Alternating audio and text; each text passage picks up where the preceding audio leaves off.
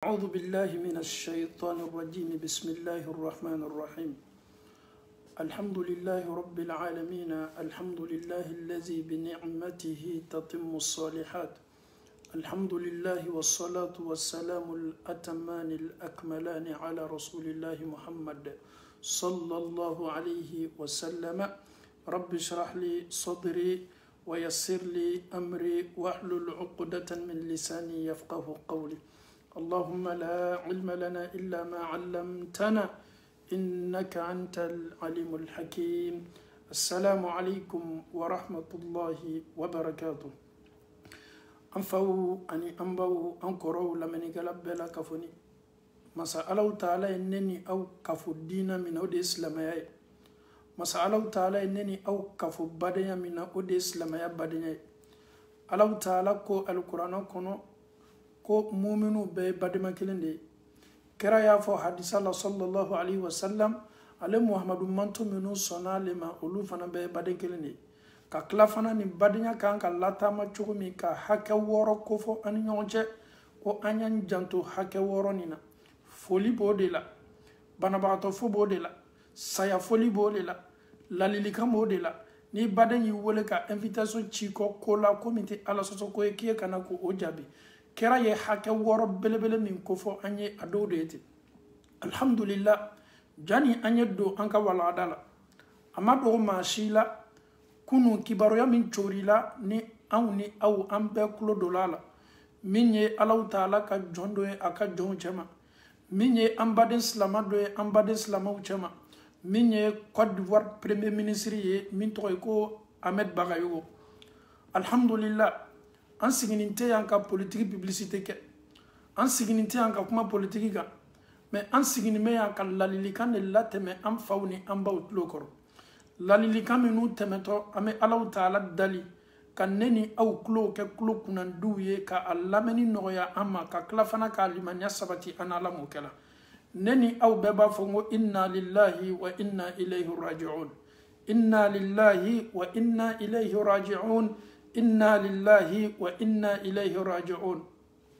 an bela kafoni Allah taala tadi an fana kelengelena bela kafoni me sigi kata Allah taala dema la jarabil belebele labor la slamaw kan kunu slamaw dusukun torola kunu muna kadaka Allah taala an dola kelenka karfam nala minye Ahmed Bagayogo ni ya laje tumado amadasi kelendi ema yere madasi kelendi nema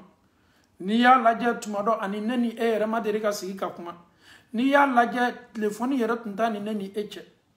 me munya to kabini kunu Allah taala ye karfami minala kana sebila slamaw toroni me slamaw dusu kasila o kala ka ben kundo le kama adamaden ebe bara le kanyana mayala ikala senekela dewa ikala commerçant dewa ikala jula dewa ikala bolola bara dewa ikala politicien dewa ikala ministre dewa ikala maire dewa ikala président dewa an me minni fe yi jija ka ikadina ni tubolo ne sous-estime jamais ta religion. Pourquoi ce monsieur chez moi c'est un grand homme, un monsieur qui n'a jamais caché sa religion. Aujourd'hui nos frères politiciens quand il est ministre il est député Kaira yere ka fokwa islam il a honte de sa religion mais ni mamma lui anaka dinai ni naka ministria atume boson kataka misuru la jumado adamade ni minkela idusukuno ni Allah taala che mais on me minye on me kuma ka bewdema ce monsieur ce grand homme atumeta jumalo misuru la kata seli isone mason ayaka islamaya bange ayaka islamaya yara un point intérêt fait manu tunteni mbolo ama possible bele manu occupé mais wallahi ama malu yanaka islamaya o kala koye komin kadni che diane ko sebe kadaka on kame dina dema on ka dina ni me sankorota chocho ma minu be dina ni sankorota no ka imagine ka présencier tunya on slama o kakanka duo kai slamaya tume dogola watimi kiraka wati la sallallahu alaihi wasallam an toronin tume darul arkam kono watimi wallahi ala karay duwa wuke maka kafiru chefari minu tume abu jahli tunye chefari umar bin al-khattab tunye chefari ala kera ye ala ta'ala dali akodi Allahumma a'izza al-islam bi ahdi al-umarain Allahumma a'izza al-islam bi ahdi al-umarain ala anw ye silamaw de ye anw me dogo le la ni cɛfarite anw na ala ne bi ala ta'ala dali kafuru ka cɛfari belebele fila nin dɔ la kelen ɲɛfɛ y'a dusukun nɔgɔya silamaya doli la o duwawu nana jɔma o duwawu nana Umar ibn al-Khattab le ma a dola silamaya la a ka doli silamaya la a ko silamaya tɛ dogo fɛn ye ka silamaya kɛ kɛnɛma fɛn ye ka t'i lɔ Maka cɛ ma alikaba kɛrɛfɛ ka kanabɔ a ko Makakaw ma ne kɔni dola silamaya la. C'est ce que nous voulons chez nos politiciens. C'est ce que nous voulons en ka ministres, en ka députés, en ka maires, complexe be aula, aw be maloya n'a ka diinɛ ye, aw tɛ fɛ k'aw ka diinɛ labɔ. Maa caman de ye latigɛ kɛ an balimacɛ Ahmed Bagayogo ye. O dɔw ka jɔyɔrɔ tun ka bon n'a ye. Mais munna silamɛw bɛɛ y'o dusukun kɛ kelen ye ka duwawu k'a ye. Ka d'a kan anw bɛ duwawu k'a ye ka d'a kan silama don a fana ma kulon nin diinɛ la. N'o tɛ a ma ko ɲa ne ni e ma, a ma nafolo di ne ni e ma, téléphone tutu an ni ɲɔgɔn cɛ, mais a ma complexe ta n'a ka diinɛ ye. La preuve en est que alhamdulillah a taala ka devoir obligatoire kɛ min ye hiji ye an bɛɛ ɲa sereyala ma. A bɛ fɔ nin de ma ko silamɛya. Ni min ka poste nin sɔrɔ hali ni min kɛla maire ye, n'a yɛrɛ kɛla maire ye, k'a badenmaw yɛrɛ reçoit o ka gɛlɛn a ma. Ka téléphone yɛrɛ ta k'a badenw wolo o ka gɛlɛn a ma. Ale ɲinɛ k'a fɔ mairiya fitini min n'a dila a ma. Ah, allez, lui, il a déjà reçu. Dis-toi qu'un jour, tu vas mourir. Et l'islam que tu négliges ou les musulmans que tu négliges, moi, je n'accepte jamais, pendant les campagnes, que des musulmans qui occupent des grands postes, ils se déplacent pour aller rendre visite à nos parents pour dire des choses même qui n'ont même pas de sens. Bien avant les élections, montre à tes parents musulmans que tu es musulman. Montre à tes parents musulmans que tu es là pour aider l'islam. Montre à tes parents que nous sommes tous musulmans. Quand vous avez des besoins, venez vers moi. La communauté, la société, là, on était. Mais nous nous tesons slama ma watisi. Faut une élection watisi là. Nous nous tesons slama la watisi. Faut une campagne watisi là. Mouna. Ko kelen pe min joro bolu lo ka nyanama la. Odu o ka sigoro ye. Odu o ka chaise. Mais ni obana o ma côté slama la. Ni tchaye misalia do yera politicien bela dunia nina. Un monsieur, les pauvres, il suffit seulement de faire une petite vidéo pour dire son nom. Eh, Ahmed Bagayogo, je souffre, je n'ai pas d'argent, je n'ai pas de boulot. Wallahi, il répondait à l'appel. Il était beaucoup humble, j'ai beaucoup aimé ça, le monsieur. Anya misalia ouye, abobo, musokoroba, ko foi tabolo, ka tchesala kabini sanja. Domini tabolo, balo tabolo, ka téléphone ke. Wallahi, tchako musokoroba ma kon jate ko mi de. Ama ko be ninne la, anka dina e jogo sugu min di ama odo ete. Ye maw jigitu, ye maw nyagi che. Ye nya mawla, ye soninke, ye maw deme. Wallahi anka dina makoto ko garala ko gusuni. Mais aw makote se aw ma watisi, fo aw sigito chaise minka, titiri min dito aw ma ni maire yale wala ma député yale wala ma massa yale, aw be bori kana aw segere. Aw salama ba fo aw ye. Aw teya nin ko sugu kama. Ni mi me nyumaya ke slama uye atake ka fa be place nyinina an makobo de la nin che tunya adama foi da fanite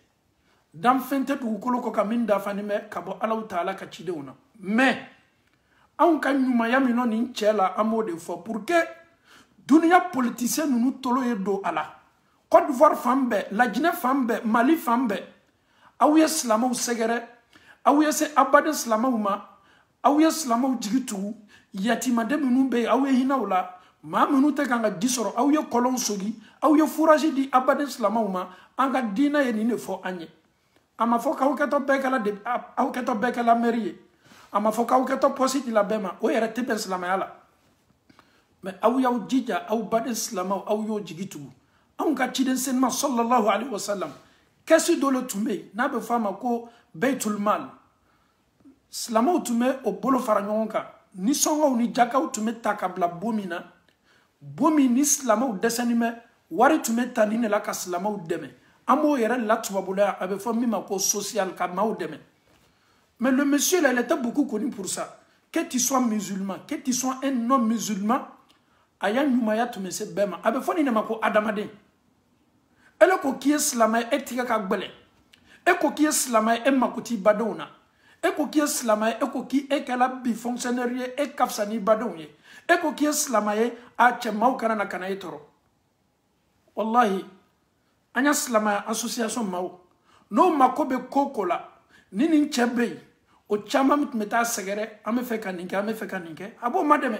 parce que aba donc afa islamade aba donc afo ka tum sato dondo ka sigikata Allah Taala ma aba donc afo ale kala nyanya tena tole eni Allah Taala che ni ma tunga kan ka juguya ka buliya ka yere korota amet ba yo tunga nga yere korota de muna ala ya joyoro dama dugukolo ko kayam muna ala ya sekaye muna aye possible belo occuper Côte d'Ivoire mais wallahi amaka dina labla amaba ka dina la ayaka dina présenter ayere la afana ali dina fani minu be do na be yara ka foki islamay atuma ka dina fanu do al ni ye nyafiende ni atofoli ye ki manyini nga ka dina le ba donc ka foko islamado adama de mimi ni Allah Taala ca dogola on te kuma no kan oui Allah Taala ka kiti de ala le be kiti donc ko la mais on me minye anyala on me kuma ka be odema atume bo misiru la juma na ye misiri do segere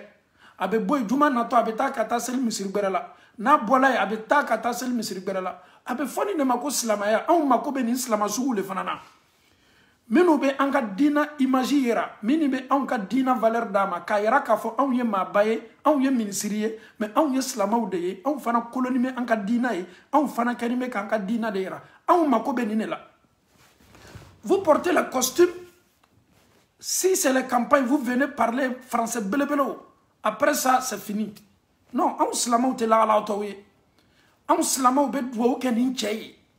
Amaka dina tani complexié. Amaka dina tani maloyaye. Et le mari fitini ali yereka ka salamu yere bla tu n'es pas prêt. Et ben don nous do ka bureau la ka fo salam alaikum, ils vont même pas te répondre. Pourquoi? Il se dit que ça c'est trop musulman. C'est ça l'islam, c'est ce que nous on veut. Mais ni Mahamadou yalani ka dine umaruko man arada al-izzata bidun al-islam. Mahamadou be korota kon islamayate adallahu Allah Allah Taala bi majigi. Ami Allah Taala dalini che belebele. Masa Allah Taala ye akakar famna la. Ami Allah Taala dalika ala ya fama. Dan fem foy da faninte fotu kelabulu defo kelabulu. Aw slamaw ko ni sayaka andola kelen soro ko anya nyuma ya ko fo anya nka juguma toyi anya ya fa dal ala fe ala de ya fa mansay ame Allah Taala dal ka ala ya fa ma ala mo kala kala hinala ala mo kala demaya munu tola ko ame Allah Taala dali ka demaya sabati islamaya kan ka islamaya baraw no ya uye ka dina ni sankorota no ya uye komi o fama malo ya no ka na ka dina e chugumina ame Allah Taala dali ka kaburu nora koro ka kakaburu lawolo akoro ka kakaburu lawasa akoro wallahi ni laje abana bagaton nana kabina kana yero furake da Allah Taala koko anni asigito kata akademaya soro kasoro nita farla ale yero tindeni kalama nini nkaka mo wajibi ninganga neni e wajibi sayani nkasuru adamade na telma sayani meneni eko telma sayani kalime kan neni elaje anyada la ala ka lolonda men neni enyina ni me femba ko kasoro fembelebele ni nyina nti anko ame Allah Taala dali ale nyongona be anga jamana wula no temmalu ya no ka dina ye no kan nafa be islamawma no be islamaya sankorota no be valeur d'islamaya ma akela lajina lewa akela Mali lewa akela Côte d'Ivoire lewa akela Burkina lewa ame akela Sénégal lewa akela Benin lewa akela farafina yoro akela dunia yoro anka fonctionnaire minute maliano ka dina no bo ka dina bange ka valeur do ka dina ma ko ka dina ma mademe ame Allah Taala dalika o siu sabato ka barawla ka bara ni ko ma sabati o kanyana ma Allah Taala bulala mo kala menu fanani complexe bolo ka dina la olube malo ya islam yaye ame ala dalika hakili nyuma doma Allah Taala bulu ala mo kala no luba donc ka fo olu no ka fonction be olu satode kan fonction toy obena sigi kata Allah Taala ma ala beno o manyininga kadaka ni ala ye joyoro min dima semi miye ki ka dina mademe wallahi okay ni ala yibla na yi ke fonctionnaire wati ni temeni divo sunamo ka nyamo ye latieke aye bara min ke slamaya ye divo amado divo kawla men ye to masere nyuma soro duwo be kaye muna parce que aye slama unafa al nama au nafa au nami enafa mais ayamba de slama do unafa au makobe ninela ame duwo kaye au ye duwo kere nin kaye au ye duwo kere nin kaye duwo ko fe fana lalili kando be mbolo kan di slama uma. Nous les musulmans nous sommes des croyants. Allah karako a dit sallallahu alayhi wa sallam ko an muminin ka ko be herede. Ne vous laissez pas manipuler par les réseaux sociaux, par des propos qui amando e bena manyini ngamina. Aw me min fo ala le ka di ala le kata. Maw keton min fo la ka sayala o te enye sarala o te nenye sarala. Ni kuma kaminu be fola na maket ye ele ya lakali wallahi Allah taala bi nyininga muna be kuma fo kuma min dalu ya tibolo a konya me réseaux sociaux kan e ya me réseaux sociaux kan dalu ya ma me bolo ni saya kala an salamauma aw ma fadro inna lillahi wa inna ilayhi raji'un aw kana toneni aw be ben politicien ka politique mo la réseaux sociaux kan aw kana dien nini fola aw nyene e kana idabla la adama dendo ani saya kaka aw yere fana mesa aw ni saya kaka masa Allah taala makobe aka jona wati ni Allah taala sona ni Allah makobi la wati min Allah bi la sigi mais kuma menu be fola nunu menu kenime kan kuma fo nunu tele kelema ni nche kanu mo mi kanu nyana mayala isanin ko o tena na nyuma foli ko o be so ko yere bla murawna ka ke komi tun ka doye aw yaw yere korosi nin che bi Allah ni mebbi aka saya dayorola amma ko be kuma ka mina neni aw febi o de kuma ka nyuma wi an ka dinay an lalon yaw de la anye fara lamenin kela kuma chama fola kuma chama me kanga fo kabini nin chella ni me bana lafenka wallahi do tun ye feti damna otun sawala muna olu yere ka adamadenya yere la ma kakan ka sali jugu ya na se degré do la en slama wiye janto an yere la il faut que anye janto an yere la jugu be encore ni an yere fana kala an yere jugu ye abe gbale ya ma de anye dian ka to an ka dina kadri ni dina bunda kono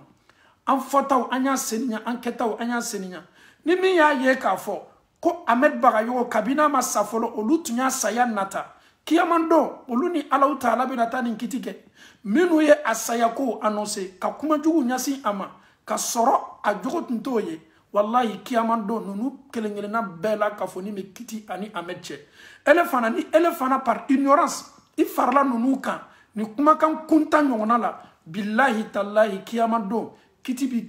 bi ni cheche on ka dina te soma il faut pas écouter les ennemis ma minu te slamaya fe otena kala slamaya fe ala ko Muhammadu ma yaoudiya ou ni nasaraw otena dieni manya sisilema ils vont jamais t'aimer donc en slamaw ni jugu be encore ni an fana nana kana an yere ke nyon jugu ye iba ye ka fa be gbeleya hadisa ko al mu'min lil mu'min kal bunyan yashuddu ba'dahu ba'da aw mu'minu kakan ka ketani kira ko te sallallahu alaihi wasallam biriki do blala ame sima bla ni nyonche ka do faraka no aslamaw kakan ka dien ka fara nyonka an kana dien nya sima jugu yena kana an farafara neni e badon o te ko dogoniye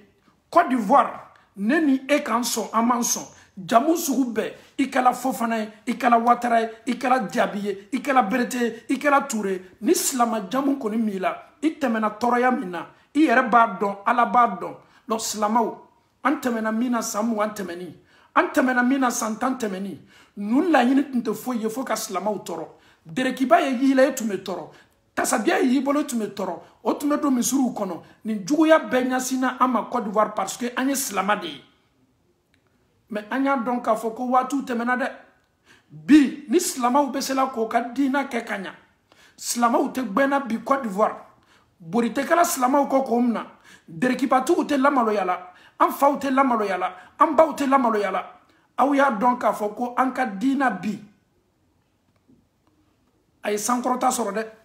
donc an ka maa minnu kɛni bɛ ka an ka diina ni sabati pour que an ɲɛsin an ka diina kɛla ni anw fana farala juguw kan fana ka olu jɛbɛ k'olu neni an y'a dɔn k'a fɔ ko an ma baara kɛ ni baara min ye koɲumanlɔn baara ye wallahi min kale Alahu Taala la ka anw to kalandenya la hali n'i ye kalanden ye i ka carte scolaire i tɔgɔ ni jamu n'a banna fɔla ko silama i wolola Côte d'Ivoire o to yen nationalité b'i bolo o to yen i ye Ivoirien ye o to yen jamu mun kɔni bɛ e la madama ni silama jamu no o b'a fɔ jamu minnu ma o yɛrɛ ko jula jamu billahi i tun bɛ tɔɔrɔ tɔɔrɔya sugu bɛɛ tun bɛ la i kan an baw ɲɛnina an faw ɲɛnina o y'o lamaloya lebu sugu bɛɛ la o bɛ rafuluw kɛ ka cɛkɔrɔbaw bila ɲɔgɔn kɔ k'o ka derikibaw siri ɲɔgɔn na an tɛmɛna nin tɔɔrɔya bɛɛ la non an ye hakili sɔrɔ an ye hakili sɔrɔ an ye hakili sɔrɔ an ye fara politiciens kumakanw lamɛnna an y'an sen bɔ politiki la an y'an ta kɛ diina baara ye an y'an ta kɛ an yɛrɛ ka diina sankɔrɔta ye an y'an ta kɛ maa minnu bɛ nana ka na an madɛmɛ an badenmaw la minnu jɔyɔrɔ ɲuman b'o la ka an ka diina ni sankɔrɔta wallahi an y'olu magɛn duwawu la an y'olu magɛn duwawu la Maka n'a ka makaya Madina n'a ka madinaya ni alimami bɛ duwawu kɛ ni alimami bɛ duwawu kɛ kunutu la jumalo Maka n'a ka makaya alimamu bɛ duwawu kɛ jamana ɲɛmɔgɔw ye alimamu bɛ duwawu kɛ jamana ɲɛmɔgɔ ye mun na parce que anw ka jamana sigini mo olu le bolo olu le bɛ décision ta ka duwawu k'o ye bɛnsema la ka duwawu k'o ye sabati la mais ni anw k'an ta kɛ nɛni ye ni anw k'an ta kɛ juguya ye ni anw k'an ta kɛ nin ye silamaw bɛɛ b'a dɔn maa min t'i fɛ a t'i fɛ mɔgɔ min t'i fɛ a t'i fɛ ninnu tɛna o tɛ silamaw fɛ o tɛna kɛla silamaw fɛ o bɛna image yira aw la billahi a bɛɛ kɔfɛ juguya de bɛ yen anw ye Ivoiriens de ye an sɔrɔya de ye an mɔna ye an ye tulonkɛ kɛ an m'a dɔn maa n'i wolola yɔrɔ min i mɔna yɔrɔ min maa t'o yɔrɔ ko lakali ye nin ko tulonkɛ ko tɛ an ye duwawu kɛ an ka banbagatɔ ye an ye duwawu kɛ Ahmed Bagayogo ala m'a ɲɔgɔnna caman dila silamaw ma ala m'a ɲɔgɔnna caman dila silamaw ma jɔyɔrɔ min tun b'a la an bɛ Alahu Taala dali ala m'a ɲɔgɔnna caman dila an ma an ka diina bɛ kunkɔrɔta ni sankɔrɔta sɔrɔ ni maa minnu ye ala ma o ɲɔgɔnna caman dila an ma an silamaw bɛ sabati an silamaw bɛ banba an b'an ka diina kɛ kɛko ɲuman na an t'an ka diina kɛ kumasulu la an t'an ka diina kɛ ni maloya ye an t'an ka diina kɛ ni boribori ye an b'an ka diina kɛ ni dususuma ye an b'an ka diina pratikeli ɲuman na mais ni anw silamaw ni anw y'an tulo majɔ cyber activistes la o ka manamanakanw la a dɔrɔgi le kɛla kun dɛ fila le kɛla kun dɛ pɔsɔni le kɛla kun dɛ olu tɛ ala ye masa min ye Alahu Taala ye o le ta ye ni ye a b'a ka ni mina a ka jɔnna jɔn minnu k'a diya silamaw nin bɛ fɔ aw ye le parce que waati dɔw la an silamaw fɔ an ye tiɲɛ de fɔ ɲɔgɔn ye fɔ an ye tiɲɛ de fɔ ɲɔgɔn ye silama le b'a silama ɲɔgɔn dɛbɛ silama le b'a silama ɲɔgɔn sutara silama le bɛ jɔyɔrɔ ɲuman di a silama ɲɔgɔn ma silama le fana bɛ valeur di a silama ɲɔgɔn ma an b'a ɲini silama bɛɛ fɛ an ye duwawu kɛ maa minnu n'o ka hɛrɛ bɛ se anw ma maa minnu n'o ka nafa bɛ se silamaw ma maa minnu n'o bɛ sankɔrɔta di silamaw ma ala b'o bɛɛ lajɛlen sabati la an faw ni an baw ne bɔra Côte d'Ivoire salon an kɔrɔ nin wallahi yɛlɛmani kɛla silamaw bɛ lafiya belebele de la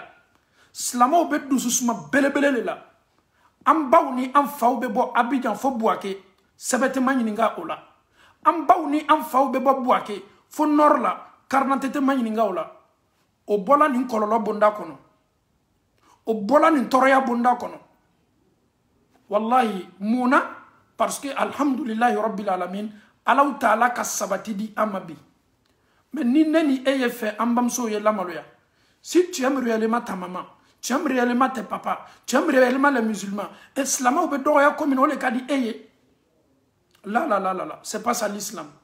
silamaw bɛ jigimafa sɔrɔ ko min o le ka di anw ye silamaw bɛ kunkɔrɔta sɔrɔ ko min o le ka di anw ye silamaw bɛ don ka bɔ ni hɛrɛ bɔli ni doli ye o le ka di anw ye silamaw b'o yɛrɛ exprimer hɛrɛ bonda kɔnɔ o de ka di anw ye anw ka diina fana mako b'o de la mais ka anw ka diina kɛ anw ye kɛ mɔgɔ tɔ ye mɔgɔ tɔw kɔ anw ka diina mako t'o la bi an bɛ Alahu Taala tanu télévision bo me ambolo bi Côte d'Ivoire TV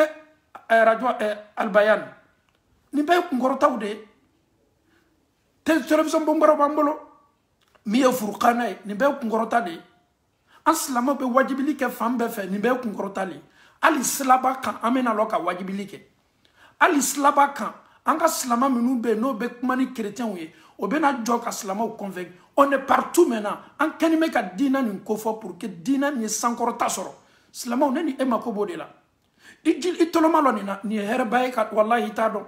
ni hero boshila auna ide ni modeu ni andeu ni amodeu obena dina maneta kame bikon an ye slama en sorla kan fawde yakela ni an don fana ye ka fo slama ya chori ni me fambe fe an ka jamana kono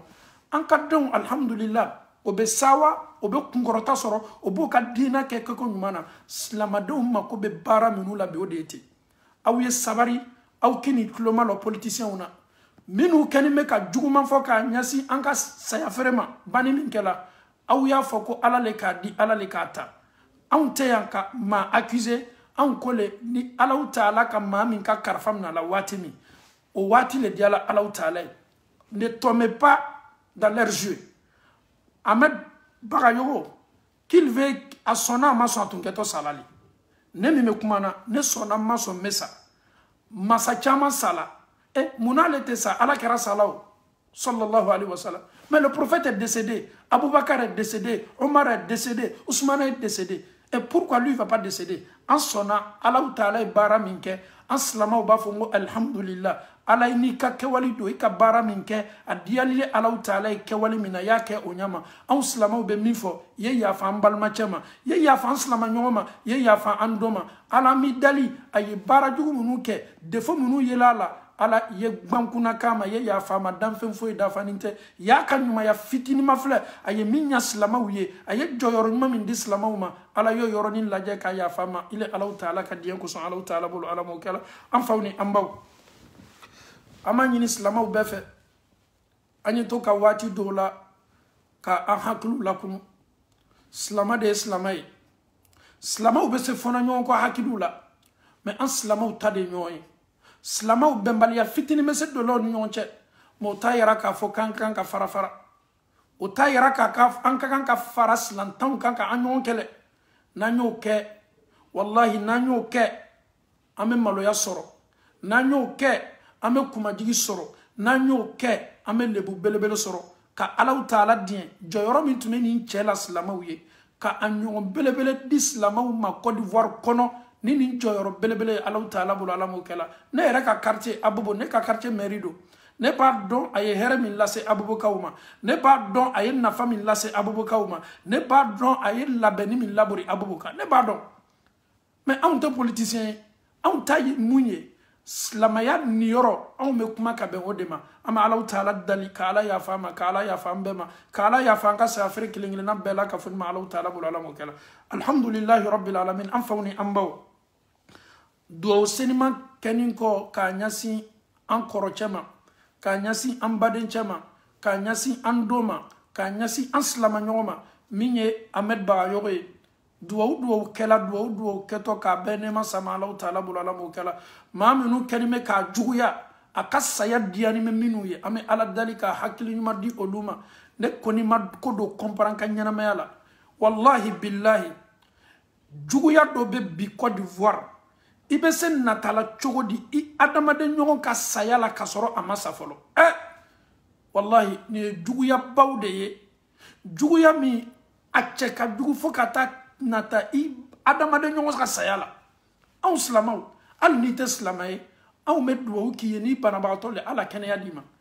aw medwo ki ye na nyana mala me kata juguya erekte fokam nata maka sayala ni juguya fanga kabo mais ni juguya be fanga soro wati mina ni an slama u be na o ka jouer la an te be on ka jouer la an to laje an meto ala de ko ka ala taala wole ka ala dali ani nyonye akala mediwa akala ambade no ministre le wa akala ambade ne charbon fer la le wa senekela le wa commerçant le wa karamo le wa ministre le wa député le wa an slama u ye nyon magban wa ula an slama u kana nyon labla an slama u ye to nyon ko an slama u ye nyon deme duwa ula wallahi ni ne nyonte mais wallahi ni an silamaw kɛla ɲɔgɔn jugu ye fo ka nata saya yɛrɛ la i baden ye juguya kɔdan yɛrɛ le bɔ ye wallahi juguya tɛ tɛmɛ juguya min kan o de ye ten Côte d'Ivoire bi juguya sugu min bɛ dusukun dɔw la ka na nin tɛ politiki ko ye dɛ aw ɲinani bɛ min kɔ wallahi min kali ala la nin ye diina nɔfɛ ko de ye maaw b'a ye k'a fɔ politiki ye ɲale la ça n'a absolument rien à voir nin ye diina yɛrɛ nɔfɛ ko de ye nin ye diina juguya de ye nin ye silamɛya juguya de ye mais ni alaw taala sɔnna aw natani bɛ min na a bɛ laban ala ta le ma aw yɛrɛ o ani anw an bɛ alaw taala ta de ye ala kitila min na adamaden ka ko la a bɛ kɛ o cogo de la maa min bɛ maa ɲɔgɔn juguya hasidi bɛ san n'a ka hasidiya ye n'o tɛ ala kitila ko la adamaden ka ko la wallahi a bɛ to le bonda kɔnɔ donc alhamdulillahi rabbil alamin wallahi depuis cɛ ma sa fɔlɔ to kɛni bɛ ka dɔn damina ka sawa maa bɛ se natala cogo di i maa ɲɔgɔn ka gbalo la fo ka taa se saya ma cɛ min ma maa woloma e ye silama ye wa i tɛ silama ye wa a ka ɲuman tun bɛ se bɛɛ ma ni maa tun ka kan ka mɔgɔ to yen wallahi nin cɛ tun ka kan ka to yen ni Ahmed Bagayogo ma to yen juguw bolo ele silama cɛ tɛna to la yen o bila i kunna un monsieur qui était généreux il était bien avec tout le monde sans exception en Côte d'Ivoire mais si ce dernier n'a pas été épargné tu ne seras pas aussi épargné wallahi tu ne seras pas aussi épargné ils vont toujours vous détester ils vont pas vous aimer mais nin fɔla aw ye le pour que an y'a hakili bila an yɛrɛ la an ye segi ka na an yɛrɛ ma an y'an sɛbɛ don an ka diina ma an y'an bolo kɛ an ka silamɛya la i bɛ maa minnu ka diɲɛ ɲinina o t'i fɛ o t'i n'i kanuna o tɛ foyi nata ye fo juguya ni e banni i yɛrɛ la ka bɛn i ka diina la ka bɛn i sugu la wallahi i laban kɛtɔ le dɛ an bɛ dugawu le kɛ ala ma hakili ɲuman dila juguw ma ala ma hakili ɲuman dila silamɛya juguw ma ala ma an dɛmɛna ala ma an sabatila ala ma an fɔtaw a n'an kɛtaw ala m'o di ala alaw taala ye lajarabili belebelew y'an sɔrɔ nin tile filanin na an ka premier ministre fɔlɔ sala amadu gon kulibali an ma bɔ ɲaji cɛ la an ka Côte d'Ivoire silamɛ ɲɛmɔgɔba abubakar fofana fana ye latigɛ kɛ an ma bɔ o la dɔ fana tugunna o la an yɛrɛ ma bɔ o la fana dɔ fana nana kana tugu o la nin de ye alaw taala ka lajarabiliw ye a bɛ ko kɛ ko min k'a diya ka adamaden ka limaniya lajɛ anw limaniya jɔnw ka kan ka min fɔ inna lillahi wa inna ilayhi raji'un ala e de y'a di anw ma ala a bɛ fana anw bɛ segin ka tile alaw taala de ma ala mako bɛ kumakan min na anw fɛ lajarabili gbɛnɛ waati o de ye ten a mako bɛ nin la i fɛ i kana la karama sera kun i kana fɔ karama sera le ye nin k'a la karama sera le y'a faga o bɛɛ la ka fɔ ni bɔ i kumakan na silama ka kan ka seniya a fɔta n'a kɛta la le an y'a fɔ dɔrɔn inna lillahi wa inna ilayhi raji'un n'i ye nin lajɛ si yɛrɛ ma se fɔlɔ san 60 la a b'a ka funankɛniya kameleya yɛrɛ 12 la jamana jɔyɔrɔ belebelew b'a bolo pɔsi jumɛn bɛ yen tuguni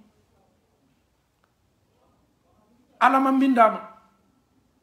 mais wallahi an bɛ te bi dɛ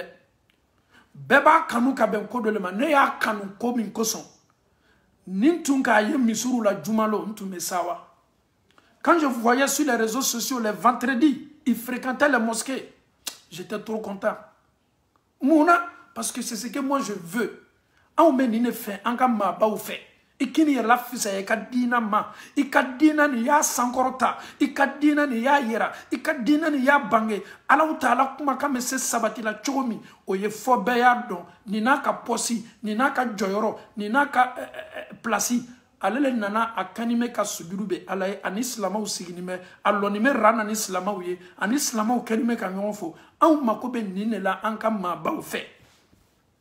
n'o tɛ i ye minisiri ye i ye fonctionnaire ye anw t'i ka dasi kelen nɔfɛ anw t'i ka nafolo nɔfɛ i yɛrɛ tɛ se a kɛla anw yɛrɛ bɛɛ ye mais min ka di anw ye i ka image yɛrɛ ka di anw ye fɔlɔ silamɛya la an y'a ka image lajɛ Maka tout le monde était content pourquoi parce que c'est ce qu'on veut un ministre que ce soit un ministre de la défense il a effectué le pèlerinage donc c'est une victoire pour les musulmans on peut être ministre mais on est un bon pratiquant. On peut être président, mais on ne joue pas avec sa religion. On peut être un débuté, mais l'islam avant tout. C'est ce que l'islam demande, c'est ce que nous on demande et c'est ce qu'on veut aussi. Et je lance un message à tous nos frères et sœurs aujourd'hui, qui sont maires en Guinée, qui sont débutés en Guinée, qui sont maires au Mali, qui sont débutés en Guinée, qui sont débutés en Côte d'Ivoire. On vous dit, la religion avant tout. La religion avant tout. Vous les politiciens, on vous dit, la religion avant tout. Vous les présidents, la religion avant tout. Nous, on vous soutient. On peut faire droit pour vous lorsque vous êtes juste. On peut vous soutenir lorsque ni auka adamadem damakanya ka adamadon ka hake o latanga au me droit ke awi. Mais wallahi ni au nanale ka sonyalike ka jamana to segela ka jamana to nogola kana ka au poshu fauna au ka dembayao. On te doit foi ke awi, au contraire on me doit min ke awi obeke au madangali. Parce que kiamado au pena manyininga ala taala bulu au tum kenime ka jamana mimara. Est-ce que au klenawa am afanga politicien beye slama wa amek manani aude parce que ne ka sujet be burla aude ka ikana maluye ka dina sugula et ka dina taya la bara. Un ministre le vendredi il faut aller à la mosquée. Tu es ministre, ferme ton bureau, faut aller à la mosquée. Tu es député, c'est le vendredi, faut aller à la mosquée. Il faut avoir ton petit tapis dans ton bureau. Ni seluati c'est le ka selike. Ika posi ni mi boloni. Posi ni c'est éphémère. Ika posi ni c'est éphémère. Il faut le boyer est parti. Donc toi là tu vas partir. Même il faut cela m'abeille. Et puis bara la. Ika dina sankorota.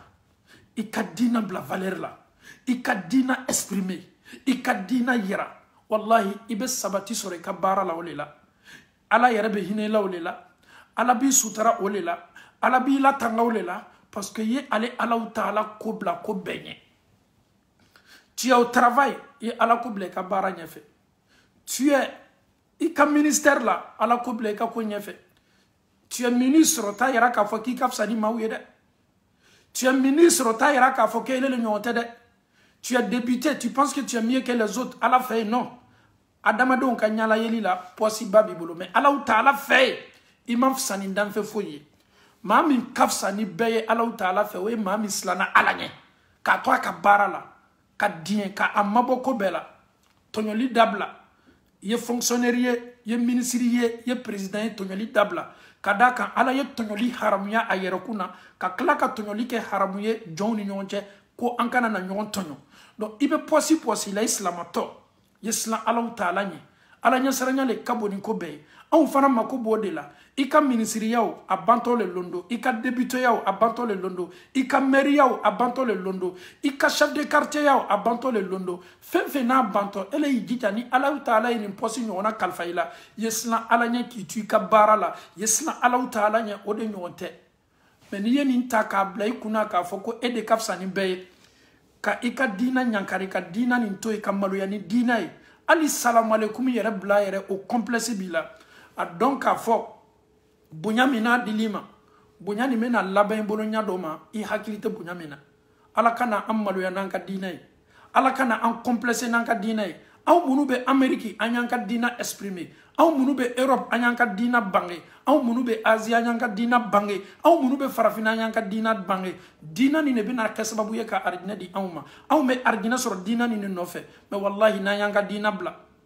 ka adamadu dina ko laje na nyanka dina ke kofe ko alala kun teseto la fonctionnaire la ka dina ni exprimer anya donc ka fo ko amanyere la maloya amanka dina la maloya amanka dina bla bola jugu bena kana ta manka dina ka kiyama fana nyiningali min keto neni ekuite na sela koro ama Allah taala dal ka ala yafa ambe ma Allah taala bolo alamu kala alhamdulillah rabbil alamin sujet min tumi ambolo bi antena sela do langa sujet la kadaka anye wati tani introduction ye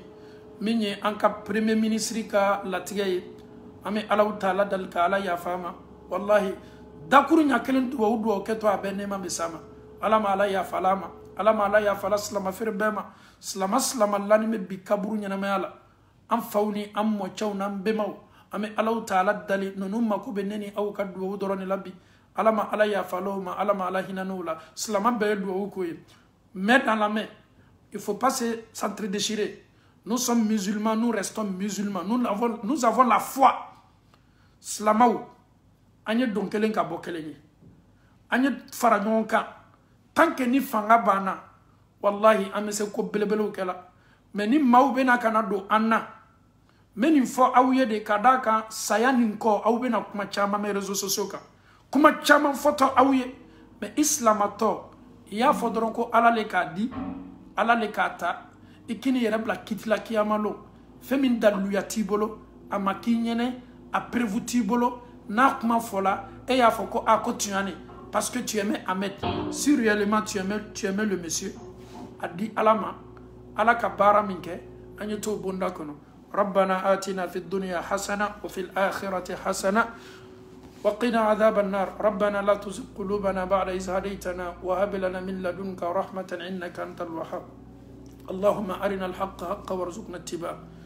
وأرنا الباطل باطلا وارزقنا اجتنابه اللهم كن لنا ولا تكن علينا اللهم انصر من نصر الدين اللهم انصر من نصر الدين واخذل من خذل الدين اللهم أنت الله أحد صمد فرد لم يلد ولم يولد ولم يكن له كفوا أحد اللهم آت نفوسنا تقواها وهداها وزكها أنت خير من زكاها أنت وليها ومولاها اللهم اغفر له وارحمه اللهم اكرم نزله اللهم وسع مدخله اللهم اغسله بالماء والثلج والبرد اللهم نقه من الذنوب كما نقيت ثوب العبيد من الدنس اللهم ابدل له دارا خيرا من داره وأهلا خيرا من أهله اللهم من أحييته منا فأحييه على الإسلام ومن توفيته منا فتوفاه على الإيمان برحمتك يا أرحم الراحمين اللهم اغفر لجميع أموات المسلمين والمسلمات الذين شهدوا لك بالوحدانية ولنبيك برسالة وماتوا على ذلك اللهم اغفر لهم أجمعين برحمتك يا أرحم الراحمين اللهم اجعل آخر كلامنا من الدنيا لا إله إلا الله محمد رسول الله صلى الله عليه وسلم اللهم آت نفوسنا تقواها وهداها وزكها أنت خير من زكاها أنت وليها ومولاها اللهم اغفر لي أمد بغيوغو اللهم نور قبره اللهم اجعل قبره روضة من رياض الجنة اللهم ثبت لسانه عند سؤال منكر ونكير برحمتك يا أرحم الراحمين إن الله وملائكته يصلون على النبي يا أيها الذين آمنوا صلوا عليه وسلموا تسليما اللهم صل على محمد وعلى آل محمد كما صليت على إبراهيم وعلى آل إبراهيم إنك حميد مجيد اللهم بارك على محمد وعلى آل محمد كما باركت على إبراهيم وعلى آل إبراهيم في العالمين إنك حميد مجيد صل سبحان ربك رب العزة عما يصفون والسلام على المرسلين والحمد لله رب العالمين السلام عليكم ورحمة الله وبركاته.